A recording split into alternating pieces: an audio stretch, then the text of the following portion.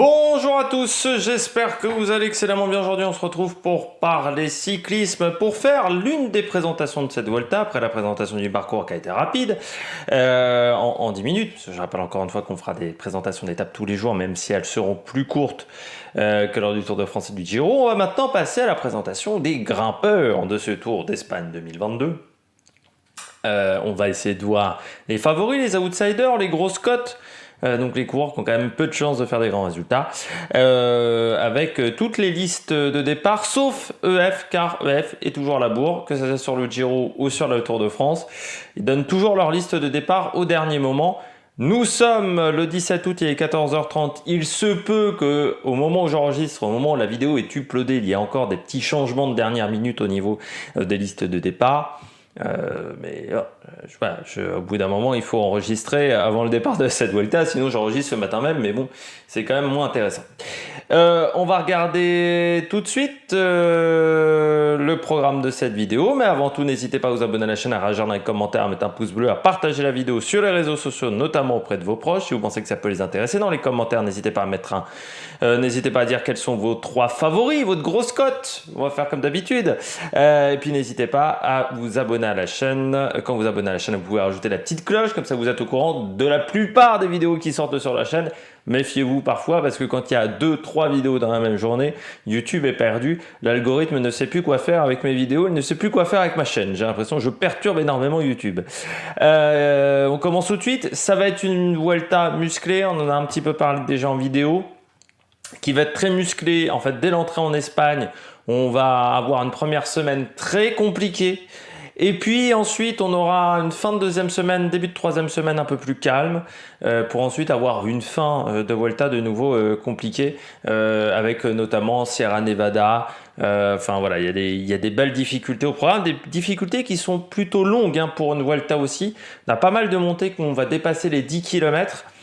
Donc là aussi, c'est des temps d'effort qui sont un peu différents d'une montée très abrupte de 4-5 km. Voilà, c'est différent. Et puis, il va falloir être bon sur le chrono. Il y en a quand même 54 km, un peu plus que sur le Tour de France et beaucoup plus que sur le Giro. Et puis, on va avoir également quelques arrivées techniques qui, normalement, conviennent plutôt aux sprinters, mais où il ne faudra pas se prendre une cassure. Donc, il faut être très polyvalent cette année pour gagner la Vuelta. C'est-à-dire qu'il faut à la fois être pas mauvais sur le chrono, pas mauvais dans les longues côtes en montagne, mais également avoir des qualités de puncher. Et c'est pas évident, mais on va voir un petit peu comment ça peut se passer. On va donc avoir 3 catégories, les favoris, les outsiders et les grosses côtes. On commence tout de suite par les favoris, et je commence avec Ben O'Connor. Pourquoi avec Ben O'Connor? Certes, le Tour de France a été compliqué.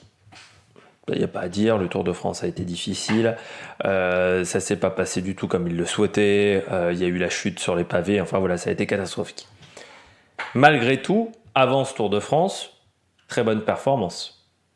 Avant le départ du Tour de France, il enchaîne quand même des bons résultats, notamment sur le Dauphiné, mais pas seulement. C'est l'un des rares qui a tenté de suivre Roglic et Vingegaard sur le Dauphiné. Il faut s'en rappeler. Pourquoi je le mets parmi les favoris? Parce que Ben O'Connor n'a fait même pas un demi-Tour de France, il a fait un tiers de Tour de France, Ben O'Connor. C'est-à-dire qu'il arrive encore frais. Il n'est pas encore surchargé en termes de jours de course. Mais surtout, l'équipe avec lui est pas mal. Jaakko Hänninen, très bon Tour de l'Ain du Finlandais. Pourtant, je l'ai souvent critiqué, mais il a fait un très bon Tour de l'Ain. Nicolas Prudhomme, c'est un coureur qui sait très bien grimper. Nance Peters, il revient de mieux en mieux. Bob Jungels, très gros Tour de France de la part de Bob Jungels. Clément Champoussin, qui connaît très bien la Vuelta, même s'il a une saison un peu plus compliquée. Vandrame, c'est quand même presque un puncher maintenant, plus un puncher qu'un sprinter. Et vous avez également Antoine Rogel, qui est lui ancien coureur de la Conti Groupama, qui est passé chez AG2R. Bon, Rogel, il faudra voir, c'est un jeune coureur, mais ensuite l'équipe est quand même fort intéressante pour aider Ben O'Connor. Si Ben O'Connor a des bonnes jambes, s'il a bien récupéré de son Tour de France, c'est un coureur qu'il faudra suivre, Ben O'Connor, et il est très motivé, je pense.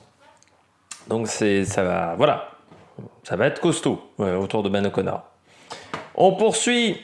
Deuxième équipe au top, c'est Ineos. Enfin, je retrouve Ineos. Et 3, 2, 1, Ineos. C'est parti pour Ineos. Ineos, pourquoi? Parce qu'ils ont plusieurs cartes Ineos. Ils ont, je dirais, 2 cartes principales et une solution de rechange. Encore, donc ça veut dire 3 cartes. La première carte pour moi, c'est Pavel Sivakov. Le Français a fait un très bon Tour de Burgos. Il est vraiment revenu à un très bon niveau. Sur le Tour de Burgos, il était quand même vraiment intouchable. Il a été très très fort pendant ces 4-5 jours de course. Carapaz, parce que ça reste Richard Carapaz, même si on est dans l'incertitude de savoir où va aller Carapaz l'année prochaine, ce qui va peut-être jouer également sur la hiérarchie chez Ineos, mais ça reste Carapaz, ça reste un mec qui a fait 2e du dernier Giro en n'étant pas en grande condition physique. C'est un coureur dangereux. Il y a Carlos Rodriguez, qui est pour moi la solution de rechange, au cas où ces 2 solutions-là ne marchent pas. Pourquoi je parle plutôt de Rodriguez et pas de Geoghenaert ? Parce que pour moi, Carlos Rodriguez, il a montré des meilleures choses que Geoghenaert. Il était meilleur que Geoghenaert sur le Tour de Burgos. Et que Geoghenaert, ça va un peu mieux pour le coureur britannique. Mais c'est pas le Geoghenaert du Giro. Et il faudrait que ça soit le Geoghenaert du Giro pour pouvoir jouer quelque chose. Et tant qu'il est en dessous, c'est compliqué. L'équipe va quand même être très intéressante. Pourquoi ? Parce que vous avez Luke Plapp et Tanneter, qui sont 2 pépites très intéressantes. Vous avez Ben Turner, vous avez Dylan Van Baarle qui est très bien en montagne. Ben Turner qui sait très bien rouler aussi les longs bouts droits. Il faut avoir des coureurs qui savent rouler aussi sur la Vuelta parce qu'il faut se méfier du vent. Sur la Vuelta, on a parfois des possibilités de coups de bordure qui sont plus importants que sur le Tour de France notamment parce qu'on est un peu plus tard dans la saison. Donc c'est une équipe qui est très intéressante. Il faudra un bon manager pour que la hiérarchie dans l'équipe soit la bonne, ne pas se tromper de leader. Mais ils ont la possibilité d'emmener encore 2 leaders, Sivakov, Carapaz, et puis ensuite d'attendre peut-être la fin de la première semaine pour voir qui sera le vrai leader de l'équipe. Sivakov étant, je pense, meilleur sur le chrono que Carapaz, ça peut aider aussi, parce que je rappelle que les 2 chronos sont en première semaine, ce qui est aussi une particularité. On poursuit avec UAE, donc il faut que j'aille tout en bas. Du côté de UAE, équipe intéressante du côté du UAE. On a pas mal de très bons coureurs. Là aussi, difficile de savoir quelle sera la hiérarchie. Vous avez Joao Almeida, qui reste une solution de qualité. Je pense que pour moi, il doit être le leader de l'équipe. Almeida qui a été très bon sur le Tour de Burgos, notamment la dernière journée. Mais il ne faudrait pas négliger McNulty parce que McNulty est un coureur puissant, très bon sur le chrono aussi, mais coureur puissant McNulty. Juan Ayuso, c'est un petit puncher. Après, c'est son premier grand tour, donc ça peut être un petit peu compliqué à gérer. Je pense que chez UAE, on sera en tête du maillot des jeunes. Voilà, parce que je rappelle que quand il y a une petite astérix à côté du nom, c'est qu'il est éligible au classement des meilleurs jeunes. Il y aura également Marc Soler pour aider, Yann Polancossi et Ivo Oliveira. Il y a une belle équipe pour aider, Molano qui grimpe bien aussi, il ne faut pas l'oublier, le Colombien, c'est pas qu'un sprinter. Et puis McNulty, Ayuso, Almeida, c'est du solide. Donc alors maintenant, ça sera de savoir lequel sera le leader. Et ça, c'est pas évident de le déterminer à l'avance. Parce que Ayuso, il y a le risque qu'il ne tienne pas en 3e semaine. McNulty, en haute altitude, je pense qu'il est encore limité, mais Almeida aussi, au-dessus de 2000 mètres, c'est pas là où il est le meilleur. Almeida, il a besoin de temps pour se mettre en route dans les montées. Il y a quand même des montées courtes les premiers jours en Espagne, donc ça ne sera pas si facile que ça pour Almeida. Donc ça va être intéressant de voir comment ça peut se passer pour ces coureurs-là. Je poursuis avec une autre équipe. L'homme qui clique plus vite que son ombre. Avec la Bora. Pourquoi la Bora ? Parce que là aussi, on a une belle formation. Pour moi, le leader, c'est Jane Lay, vainqueur du dernier Giro. Mais vous avez une solution de rechange qui s'appelle Sergio Higuita.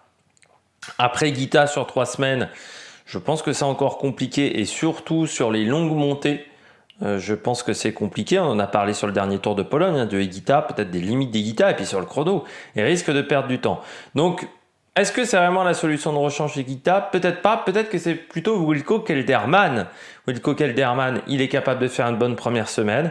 Après, il faudra voir si ça tient, et puis de toute manière, Kelderman, C'est tout terrible ce coureur-là, c'est que comme il ne sait pas attaquer, comme c'est un coureur qui suit, c'est pas un coureur très transcendant. Et surtout par rapport à Genley, j'ai peur que si Genley attaque, Kelderman il se fasse un peu piéger. Donc je pense que ça sera un peu compliqué. Faudra se méfier quand même aussi chez Bora, c'est qu'on joue la carte également Sam Bennett. Et qu'on emmène pas mal de coureurs qui seront là pour rouler. C'est-à-dire que pour la montagne, on a Higuita, on a Kelderman, Hindley, Matteo Fabro. Après les autres, non. Mullen, Kor, Van Poppel, Bennett, c'est pour le sprint. Donc on a 2 équipes en une. Ça marche assez rarement, ce genre de situation, donc il faudra se méfier du côté de la Bora. Mais avec Genley, si c'est le Genley du dernier Giro, ça sera un coureur très dangereux. On passe du côté d'Astana. Pourquoi Astana ?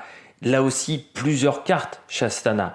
Et des belles cartes. Alors, il faudra déterminer qui sera le leader. Mais Astana a de quoi faire pour le général. Miguel André Lopez, Nibali, Lutsenko. Ils sont 3. Et avec ces coureurs-là, on arrive quand même à mettre De la Cruz, Battistella, Prionski, Fedorov et surtout Harold Terrada. Donc c'est une équipe qui est très intéressante parce que vous avez 3 grimpeurs, Nibali, Terrada, Lopez, Nibali, Lutsenko, Lopez plutôt. Pour moi, plutôt Lopez et Nibali, de ce que j'ai vu notamment de Burgos, plutôt avantage Lopez même sur Nibali. Lutsenko, comme il n'a pas couru, moi je ne l'ai pas vu depuis le Tour de France. Faut voir. Après Lutsenko, la Vuelta correspond peut-être un peu plus à ses qualités de puncher. Parce qu'au départ, je rappelle que de base, Lutsenko c'était un puncher, mais est-ce qu'il n'est pas fatigué de la fin de son Tour de France ? C'est à voir. Après, c'est un coureur qui a une grosse période d'inactivité cette année à cause d'une fracture de la clavicule. Donc il est arrivé sur le Tour de France, comme j'avais dit, il a couru après la montre pour revenir à temps et en forme sur le Tour de France. Donc est-ce que ça n'a pas plus marché sur la Vuelta que sur le Tour de France ? C'est une question qu'on peut se poser. Et de toute manière, équipe solide avec De la Cruz et Terrada en plus. Donc il y a de quoi faire pour faire un très bon Tour d'Espagne. Mais Nibali a peut-être quelque chose derrière la tête aussi du côté de Astana pour tenter de jouer le général. Mais là encore, une équipe avec plusieurs têtes où ça va être intéressant de voir qui peut être performant. Dans les équipes de favoris, de toute manière, il n'y en a que 2 où il y a un vrai leader désigné. Derrière, on a plusieurs possibilités. L'autre équipe avec un vrai leader désigné après AG2R, c'est la Bike Exchange. Du côté de la Bike Exchange, on misera tout pour Simon Yates. Ça, je crois qu'on l'a très clairement compris. Simon Yates, il vient avec des ambitions. Il a fait une interview avant la Vuelta. Il dit « Je me suis reposé pendant 6-7 semaines. Je viens pour tout péter sur la Vuelta. » Enfin, il ne l'a pas dit comme ça, mais c'était un peu l'idée de l'interview. L'équipe autour de lui, vous avez quand même Lucas Hamilton. Vous avez Michael Hepburn, qui est là aussi. Donc, c'est une équipe qui sera là pour gagner.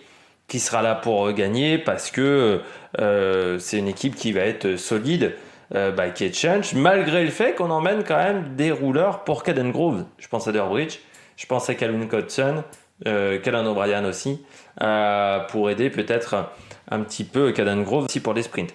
Mais je pense que le leader dans cette équipe sera Simon Yates et que Caden Grove, il devra faire avec les équipiers que Simon Yates lui donnera sur les étapes de plat. Simon Yates, si c'est le Simon Yates de Paris-Nice, super. Si c'est le Simon Yates du dernier Tour d'Italie, le problème de Simon Yates, c'est qu'il y a toujours une journée où il est moins bien. J'espère que la journée où il sera moins bien, ça sera une journée de plat pour Simon Yates. Et on poursuit avec la dernière équipe, les derniers coureurs vraiment très performants. C'est l'équipe Quick-Step Alpha Vinyl qui vient avec une équipe très solide. Le leader pour moi c'est Remco Evenepoel. Pour moi c'est le leader au niveau de la montagne. Mais ne pas négliger Julien Alaphilippe, même si ce qu'on a vu sur le Tour de l'Ain n'est pas très rassurant avec Julien Alaphilippe, il manque de conditions physiques. Donc je pense qu'il sera équipier de Remco Evenepoel. Combien de temps arrivera à tenir Remco Evenepoel ? Parce que est-ce qu'il arrivera à tenir 3 semaines ? Ne pas négliger également comme équipier le grand Van Wilder. Très bon coureur, mais là aussi sur les grands tours, pas d'expérience. Ou peu d'expérience. Et puis pas négliger également Peter Siri, Masnada, qui sont toujours des bons coureurs, avec Dries de Venins, qui est l'homme à tout faire pour Julien Alaphilippe. Et puis Rémi Cavagna, également sur le plat. Donc c'est vraiment une équipe montagne. Ils n'ont pas emmené de sprinter. C'est quand même assez rare chez Quick-Step sur un grand tour. C'est-à-dire qu'on mise quand même énormément sur Remco Evenepoel. Et puis je ne sais pas si vous avez vu l'interview de Patrick Lefebvre qui a dit cette année, Julien, il bosse pas pour les championnats du monde. Hein. Il bosse pour l'équipe. Il nous l'a fait l'année dernière de faire un Tour de France pour être performant ensuite sur les championnats du monde. Cette année, c'est pas la même chose. Cette année, on est performant pour l'équipe, pour le Tour d'Espagne. Donc, ça veut dire également qu'on met les points sur les i, que Julien Lafilippe est peut-être plus forcément... Avant, c'était le leader de l'équipe, Julien Lafilippe. Sauf que maintenant, vous avez Remco, vous avez Van Wilder, vous avez les sprinters également. C'est plus le seul leader de l'équipe. Avant, c'était le seul leader en montagne. Maintenant, c'est plus le cas. Donc, c'est sûr que ça change un petit peu la donne. Et on a bien senti chez Patrick Lefebvre que les championnats du monde, c'est bien, mais la priorité, c'est l'équipe. Moi, je te paye. Voilà. Et c'est moi qui te donne le salaire. Alors, je suis content quand tu es champion du monde, mais je suis content également quand tu aides l'équipe pour remporter une Vuelta, parce que c'est vrai que Quick-Step, ça a toujours été leur grand objectif d'aller chercher un grand tour, et pour le moment, ils n'ont jamais réussi cette performance, et c'est un manque dans la carrière de Patrick Lefebvre. On passe aux outsiders du côté de ce Tour d'Espagne, et je commence avec la Movistar, je commence avec Enric Mas. Enric Mas, 11e, avant son abandon sur le Tour de France. On court quand même, et on le voit bien dans la manière dont on a conçu l'équipe du côté de la Movistar, c'est qu'on vient aussi pour chercher des points pour le classement UCI. Parce qu'on est 18e, parce que la situation n'est pas si facile que ça. Et on voit bien que dans cette équipe, certes, on emmène Enric Mas avec quelques coéquipiers autour de lui. Je pense à Nelson Oliveira, je pense à José Joaquim Rojas, qui pourra peut-être jouer les sprints aussi, Rojas. Ou Mühlberger, mais on vient aussi avec Valverde et Verona, voire Luis Mas, pour jouer les étapes. On mise tout sur la Vuelta cette année, parce que le Tour de France n'a pas été bon, le Giro n'a pas été bon, donc on mise tout sur le Tour d'Espagne. Il va falloir être bon sur cette Vuelta. Et est-ce qu'on va pas courir? Est-ce qu'on n'a pas déjà la pression du côté de la Movistar? Peut-être, et ça voudrait dire que si on court avec une situation où on est vraiment mis sous pression, peut-être qu'on aura du mal à se libérer, peut-être qu'on aura du mal vraiment à bien performer du côté de la Movistar. Donc ça aussi, ça peut jouer dans l'équipe espagnole. Je continue du côté des outsiders avec la Bahreïn Victorious. La Bahreïn qui vient avec une équipe où, je dirais, on a deux leaders, Landa et Gino Meder. On nous indique, nous, qu'on joue pour Gino Meder, le général, sauf que Gino Meder, les chronos qu'il a fait cette année, c'était pas bon du tout. Mais bon, Landa, c'est pas mieux sur le chrono, donc ils vont perdre du temps. Les deux vont perdre beaucoup de temps sur le chrono. Landa, il va perdre 4,30. Gino Meder, je pense qu'il perd au moins 4 minutes, vu les chronos qu'il a fait cette année. Donc ça, c'est déjà un réel désavantage pour le moment. Et puis, Landa, on ne l'a pas vu sur le Tour de Burgos. Or, normalement, Landa, il est toujours bon sur le Tour de Burgos, donc c'est un petit peu inquiétant. Comment il a récupéré de son Giro? J'ai l'impression qu'il a bien fêté sa 3e place sur le Giro et là qu'il a un peu plus de mal. Et puis Gino Meder, ça n'a pas été fou depuis le début de saison non plus. Du côté du Suisse, ça a été un peu poussif. Alors ça a été un peu mieux à partir du mois de juin, mais ça a été poussif pendant très longtemps. Après, l'équipe est solide. Buitrago pour les arrivées type puncher. Fred White, pourquoi pas pour les sprints? Après, ça sera à voir. Zambanini, Sutterling et Luis Sanchez avec Woodpulse. L'équipe est quand même solide autour de ces deux coureurs-là, mais le problème, c'est que le leadership me semble un petit peu faible dans cette formation. Je continue avec la Trek. Je suis pas parti du bon côté. La Trek, ils viennent avec pour moi un leader, c'est Juan Pedro Lopez, mais qui sera quand même secondé de Kenny Elissonde. Juan Pedro Lopez, Kenny Elissonde, je pense que c'est une doublette. Juan Pedro Lopez, on l'a peu vu depuis le Giro. Et on l'a peu vu performant, surtout depuis le Giro. Kenny Elissonde, la Vuelta, ça a toujours été un parcours qui lui convenait. C'est toujours des montées où il est très fort sur la Vuelta. Après, il va perdre du temps sur le chrono. Kenny Alisson, il va perdre 5 minutes. Donc on sait déjà que pour la victoire, ça va être compliqué. Moi, je pense en plus qu'il n'a pas les épaules pour jouer leader. C'est pas quelque chose où... On l'a attendu notamment l'année dernière ou l'année d'avant, je sais plus, sur la Vuelta, j'en attendais beaucoup. Et au final, j'étais assez déçu. Donc là, j'en attends encore beaucoup. Mais peut-être plus pour une victoire d'étape pour Kenny Ellison. Et puis Juan Pedro Lopez, peut-être plus pour le général. Là aussi, équipe, on vient quand même avec des bons coureurs. Je pense à Julien Bernard. Je pense également à Dario Cataldo. Il y aura aussi Antonio Tiberi, Danule et Mats Pedersen avec Alex Kirch. Là aussi, on vient avec deux objectifs, hein, à la fois pourquoi pas aller chercher des étapes avec Pedersen et Ellison également pour chercher des étapes, et puis le général pour Juan Pedro Lopez à domicile, qui aura fort à faire, hein, au niveau du classement du meilleur jeune. Il y aura du très bon monde, hein, sur ce classement du maillot blanc. Juan Pedro Lopez, Remco Evenepoel, Van Wilder, Ayuso, Almeida, McNulty, ça va être très intéressant. EF parce que ça reste une équipe solide. EF qui n'a pas encore annoncé sa composition, on n'a que la pré-composition chez EF. Hugh Carty, Uran, Padoun. Padoun c'était mieux sur le Tour de Pologne. Uran, bon, c'est plus très fort, mais il y a quand même Chavez et Hugh Carty. Hugh Carty, le problème c'est que les routes techniques il n'aime pas vraiment. Chavez, on l'a vu, on s'attendait à le voir sur le Tour de France et puis au final non, donc ça a été un petit peu une surprise. Et puis tu as également Guerrero, Aude Christian Deking qui avait été très bon l'année dernière chez Intermarché, Caicedo également, donc c'est une équipe qui va être solide. Après de là à jouer le général je sais pas, de là à jouer les victoires d'étape oui, dans cette formation, mais il faudra voir avec Chavez, pourquoi pas Guerrero aussi. Si on tente pas le général, ou avec Hugh Carty, s'il n'y en a pas un de ces trois-là qui tente le général.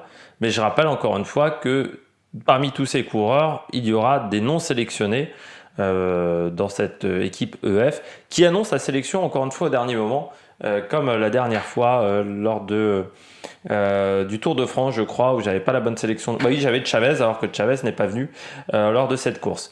On passe à l'équipe DSM. L'équipe DSM qui vient avec Timen Arensman sur cette course. Bon, équipe autour d'Arensman qui sera pas exceptionnelle. Après, il faudra quand même... moi, j'ai bien envie de voir ce que ça va donner Widerberg, le Norvégien. Après, oui, le reste de l'équipe m'intéresse pas énormément et je pense que ça va être le gros problème d'Arensman, c'est qu'il n'aura pas d'équipier en montagne. Donc ça risque d'être compliqué pour le Néerlandais, mais il est bon sur le chrono. Donc lui, il va plutôt prendre de l'avance sur le chrono, et puis après il faut voir en montagne ce que ça peut donner pour Arensman. Le Giro il avait eu un peu de mal à finir, mais sur la Vuelta il aura l'expérience de son Giro, donc peut-être que ça peut être bon pour le néerlandais, et puis c'est peut-être la dernière fois où il aura la chance d'être leader, vu qu'ensuite il devrait rejoindre normalement Ineos, mais on n'a pas encore eu totalement l'officialisation autour de ce contrat. Puis je termine avec Intermarché. Pourquoi Intermarché? Parce que c'est quand même solide Intermarché, déjà depuis le début de saison, mais c'est solide en termes d'équipe. Pourquoi? On vient avec les trois meilleurs grimpeurs de la formation, c'est-à-dire Jan Hirt, Meintjes et Pozzovivo. Ça, ce sont les trois meilleurs grimpeurs. Pour moi, plutôt Jan Hirt et Meintjes, plus que Pozzovivo en tant que leader, mais bon, le dernier Giro de Pozzovivo était pas mauvais non plus. Et puis, on vient également avec Taramae. Donc ça, c'est bien aussi en montagne, Taramae pour aider. Et puis, il ne faut pas négliger Van Poppel, qui est pas mauvais aussi pour rouler dans les petites bosses. Même si Van Poppel fera également le travail pour Tijsens, Gerben Tijsens, le Belge. Ne pas oublier également Jan Bakelands, hein, qui, alors je ne sais plus, il a gagné une étape, je crois, du Tour de Wallonie, de souvenirs que j'ai vu passer un petit peu de loin. Il revient, hein, Bakelands. La victoire sur le Tour de Wallonie était très émue. Donc ça veut dire qu'il revient peut-être avec de la confiance. Et Bakelands, c'est un coureur qui est dangereux dans les échappées, mais c'est un coureur aussi qui est très intéressant en tant qu'équipier. Donc Intermarché, ils ont encore la capacité de mettre quelqu'un dans le top 10. Hein. Et ça ferait 3 top 10 pour la même équipe. sur les 3 grands tours, ça serait pas mal. Mais Intermarché, il va falloir s'en méfier dans cette formation. Donc voilà, on a fait le tour des outsiders. On passe tout de suite aux grosses cotes. Du côté des grosses cotes, je commence avec les Cofidis, les frères Herrada. Sur un malentendu, ça peut passer du côté des frères Herrada. Alors moi, je pense que Rezus est quand même meilleur que Rosé.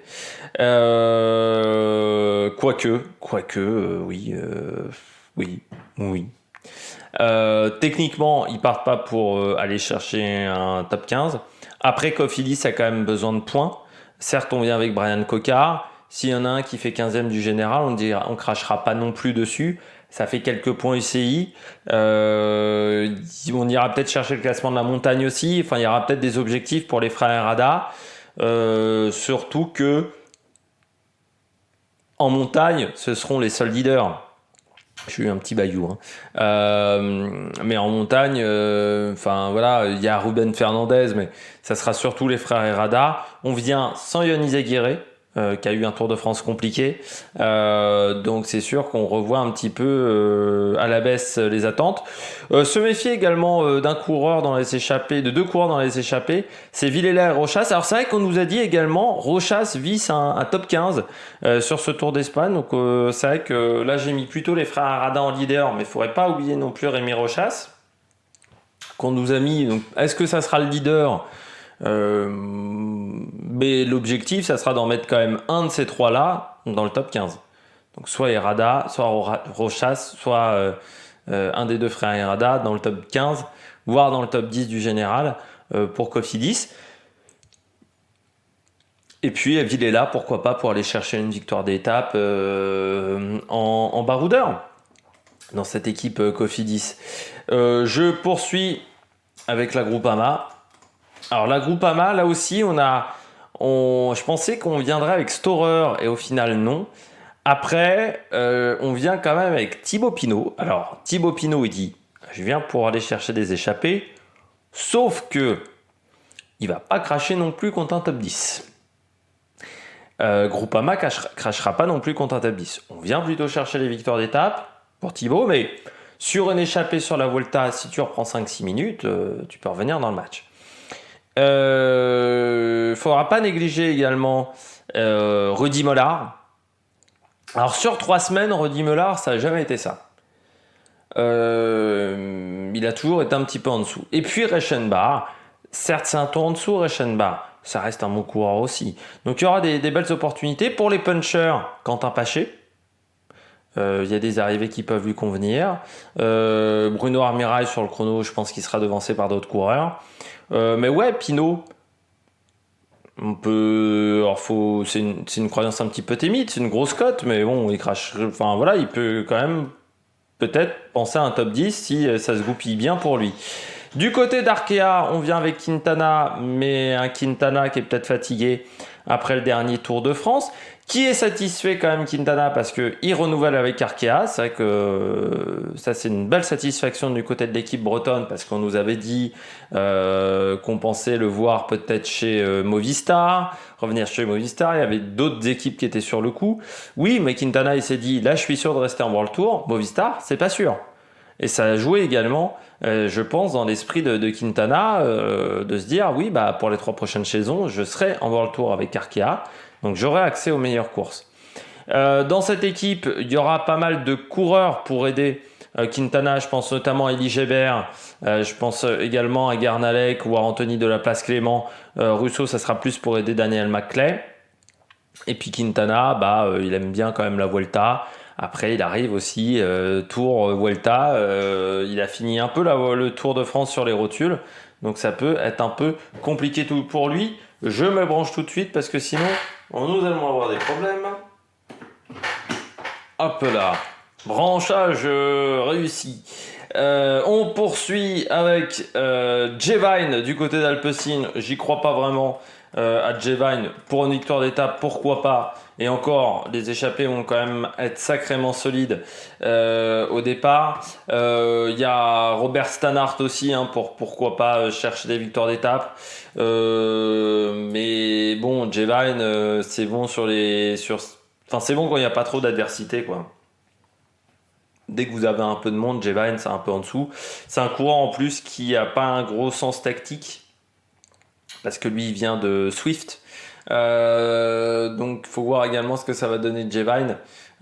Parce que c'est pas forcément le coureur le plus intelligent au monde, enfin qui a le plus d'intelligence de course.